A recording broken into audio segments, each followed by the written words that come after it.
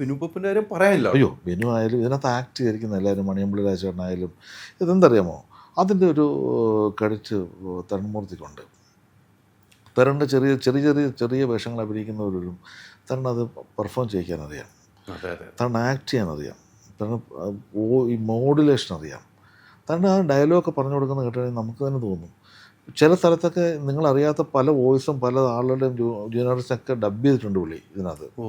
അതൊക്കെ എന്ത് പെർഫെക്ഷനാണ് ഡബ് ചെയ്തിരിക്കുന്നറിയാം. ഏതൊക്കെ വോയിസ് വേണം ചെയ്യും.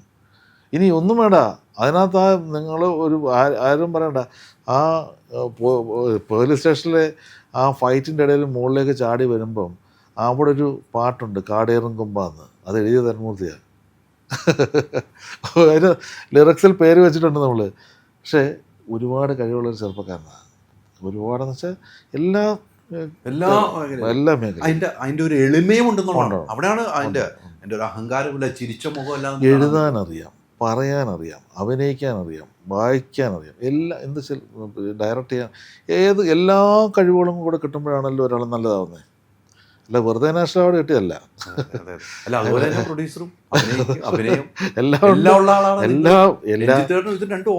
അല്ല ഞങ്ങൾക്ക് നല്ല കോമ്പിനേഷനാണ്. കാരണം വെച്ചാൽ ടെക്നിക്കലി കാര്യങ്ങളും എല്ലാത്തിനും സപ്പോർട്ട് ചെയ്യുന്ന ഒരു പ്രൊഡ്യൂസറെ കിട്ടുകയെന്ന് പറഞ്ഞാൽ അതാണ്.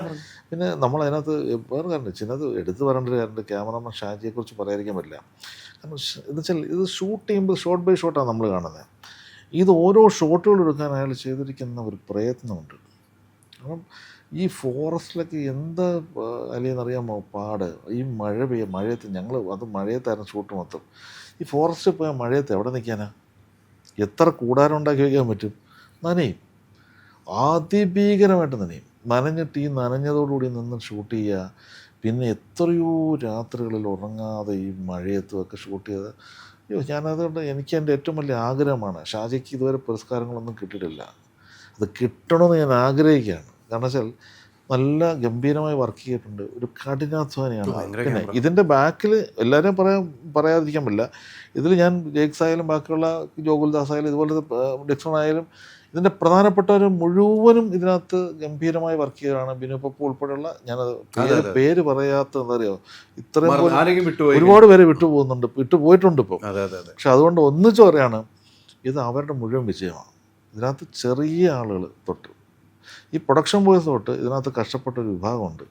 ഈ യൂണിറ്റ്, ക്രെയിന്, അത് ആർട്ടിലൊക്കെ വർക്ക് ചെയ്യുന്നവർ ഈ സ്മോക്ക് ഇട്ടുകൊണ്ട് നടക്കുന്ന, വനത്തിൽ കൂടെ നടക്കുന്ന നടപ്പ്, ഈ യൂണിറ്റുകാരുടെ ഞാൻ ചോദിക്കുന്നത് എന്ത് സുരക്ഷിതത്വം ഉണ്ടായിട്ടാണ് ഇവർ നമ്മൾ അവിടെ പോയി അത് വെക്കും ഇത് വെക്കും എന്ന് പറയുമ്പോൾ കാട്ടിക്കയറി വെക്കുന്നത്?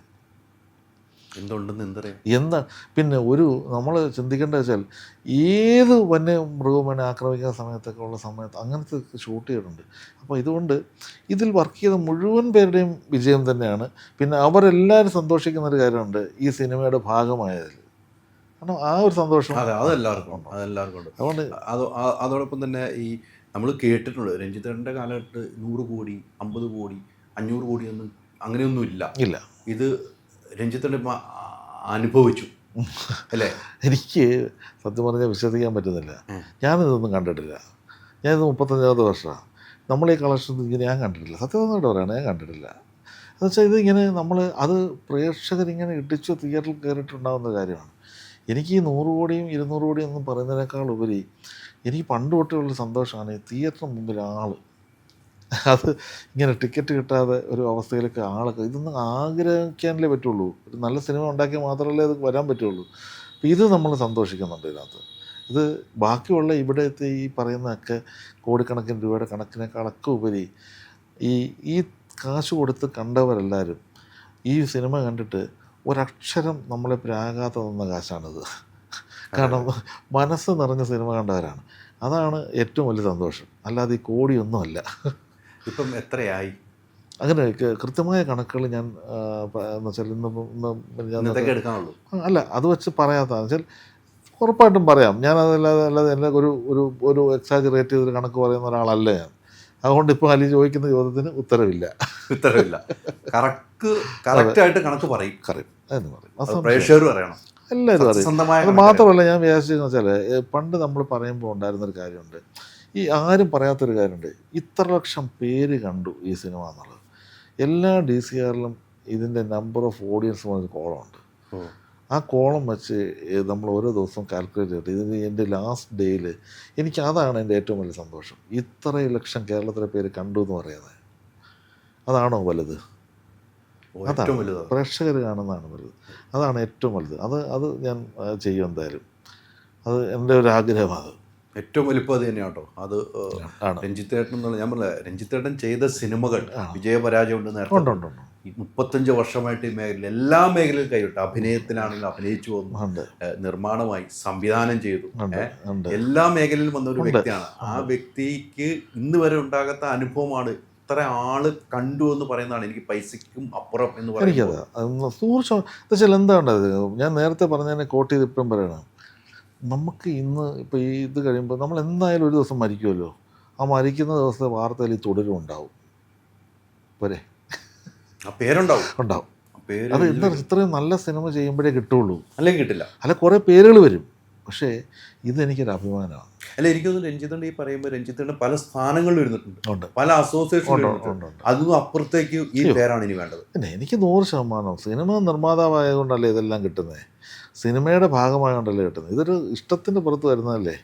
അപ്പോൾ അതിൽ സക്സസ്ഫുൾ ഉണ്ടാക്കുമ്പോൾ ഉണ്ടാകുന്ന സന്തോഷമില്ലേ. ഇത് വിജയിച്ച അന്ന് ആദ്യത്തെ ഷോയിൽ എനിക്ക് ആദ്യ ടിക്കറ്റ് 35,000 വരെയാണ് ടിക്കറ്റ് മണിക്കൂറിൽ പോയിക്കൊണ്ടിരിക്കുന്നത്. വാർത്ത ചെയ്താണ്. പിന്നെ ടിക്കറ്റിന് എണ്ണം കൂടാണ്.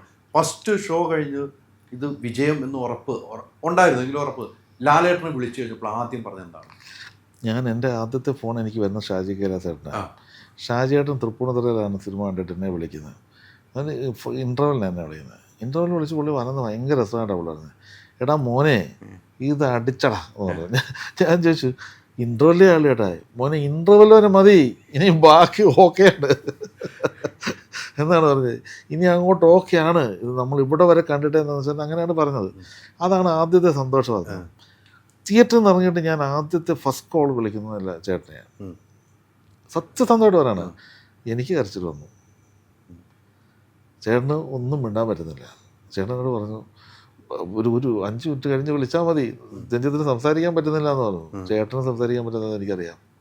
ചേട്ടനും അതേ അവസ്ഥയിലായിപ്പോയി. കാരണം എൻ്റെ വിഷമം സന്തോഷം കൊണ്ടാട്ടോ, അല്ലാതെ നമ്മൾ ഇങ്ങനെ പറയുമ്പോൾ ഉണ്ടാകുന്ന സന്തോഷം. എന്നെ ഇങ്ങോട്ട് ചുറ്റും കൂടി വന്നിട്ട് ഇത് എല്ലാവരും കൂടെ ഒന്ന് പറഞ്ഞപ്പോഴേ എനിക്ക് അങ്ങോട്ട് ആലോചിക്കാൻ പറ്റാത്ത സന്തോഷമായിപ്പോയി. ഞാൻ ചേട്ടൻ അവിടെ നിന്ന് പറഞ്ഞത്, ഞാൻ ചേട്ടനോട് പറഞ്ഞ വാക്ക് ഇതാണ്, ചേട്ടാ എല്ലാവരും പറയുന്നു ഇത് സൂപ്പർ ഹിറ്റാണെന്ന്. അങ്ങനെയാണ് പറഞ്ഞത്. അപ്പം തന്നെ ചേട്ടൻ പറഞ്ഞു ആണോ എന്ന് ചോദിച്ചു. ഞാൻ പറഞ്ഞു ആണെന്ന് പറയുന്നു ചേട്ടാ എന്ന് പറഞ്ഞു. അതായിരുന്നു ആദ്യത്തെ ഞങ്ങൾ തമ്മിലുള്ള ഇത്. അത് പിന്നെ സന്തോഷമല്ലേ ഇപ്പോഴും പിന്നെ സന്തോഷം. അതെന്ന് വെച്ചാൽ ഉള്ളിൽ നിന്ന് വരുന്നതാണ് ഇതൊക്കെ, നമ്മളല്ലാതെ ഉണ്ടാക്കുന്നതല്ലോ, ഉള്ളിൽ നിന്ന് വരുന്നതല്ലേ. ഇപ്പം പറയുമ്പോഴും ഒരാഴ്ച കഴിഞ്ഞ് 2 ആഴ്ച കഴിയുമ്പോൾ ആ നിമിഷത്തെക്കുറിച്ച് പറയുമ്പോൾ നമുക്ക് കണ്ണു നിറയുന്നുണ്ടെങ്കിൽ അത് ആത്മാർത്ഥമായുള്ള കണ്ണുനീരാണ്. നേരിട്ട് കണ്ടപ്പോൾ പിന്നെ ആദ്യമായിട്ട് കാണുമ്പോൾ എന്തായിരുന്നു കെട്ടിപ്പിടിച്ച് നമ്മളത് അതിനപ്പുറത്ത് സ്നേഹമുണ്ടോ? ഒന്നാമത്തെ കാര്യം ചേട്ടനെക്കുറിച്ച് എനിക്കൊക്കെ അറിയാമല്ലോ, ഭയങ്കര സ്നേഹമുള്ളൊരു മനുഷ്യനല്ലേ. പിന്നെ അത് പറയാതിരിക്കാൻ പറ്റില്ല, അതെൻ്റെ സത്യസന്ധമായ കാര്യം. ഇനിയും തുടർന്നങ്ങ് പോവല്ലേ? പിന്നെ തീർച്ചയായിട്ടും തുടരാൻ പോവുകയല്ലേ? തുടരുകയാണ്. പക്ഷെ എന്തായാലും രഞ്ജിതയുടെ എനിക്ക് ഒത്തിരി സന്തോഷം. നമ്മൾ ഒത്തിരി കാര്യങ്ങൾ നല്ല രീതിക്കാണ് സംസാരിച്ചത്. ഇത്രയും ഞാൻ കേട്ടിരിക്കുകയായിരുന്നു, ഒന്നും സംസാരിച്ചില്ല, കേട്ടിരിക്കുകയായിരുന്നു. അതെ, മനസ്സ് തുറന്നാണ്. അല്ല ഇത് എല്ലാം സത്യസന്ധമായ കാര്യങ്ങൾ, അതെ, ഒളിച്ചു വെക്കേണ്ട കാര്യമില്ല. നമ്മൾ സാധാരണക്കാരല്ലേ.